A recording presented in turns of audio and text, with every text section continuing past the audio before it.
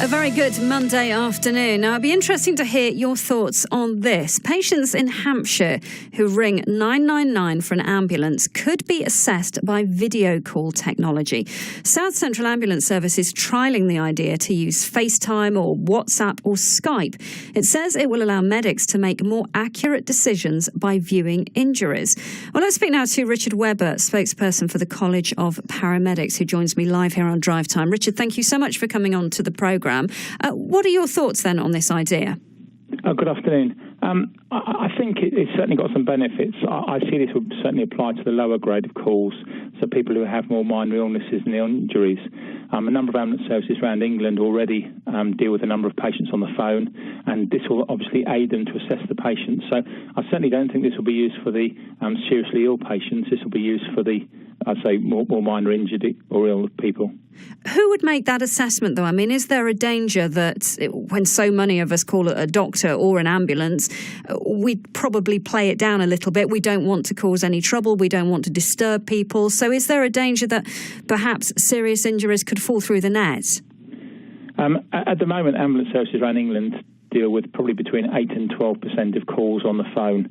People could quite safely see their GP the next day or make their own way to hospital if necessary, or go to an out-of-hours centre. And I think that this will aid people making that decision to decide if that's appropriate. So they don't. A lot of people ring 999 as a call for help, but actually probably don't need an ambulance. There's other ways they can be dealt with by the health service.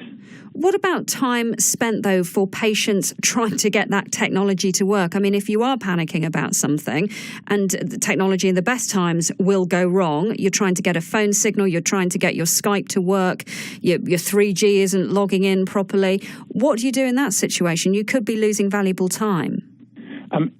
So around the country, 999 calls are taken and processed using one of two telephone triage systems, medical priority dispatch or pathways, and that will assess the patient. What happens is if a clinician needs to talk to the patient, usually a number will be taken and then the ambulance clinician from the control room will ring the patient back. That may be an hour or so later, so there is plenty of time to arrange that. And as I stress, it would only be for the more lower grade calls. Now, this is a trial from South Central Ambulance. I believe this has been done elsewhere in the country. Have you heard about any feedback so far? No, I'm not aware of it being done anywhere else currently. Okay.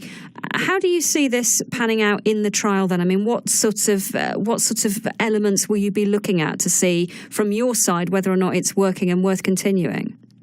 I think it'll be down to the trust to evaluate the work that they're undertaking, but I certainly think it's an exciting step forward, and certainly there's some discussion for GPs and other aspects of the health service, rather than have people to go into surgeries and so forth, for them to be assessed over the phone. There will be people listening to this who perhaps aren't that into technology, who are just raising their eyebrows thinking this has gone too far. We shouldn't be relying on technology when it comes to our health. What would you say to them? There are a lot of people who do call 999 who don't need an emergency response.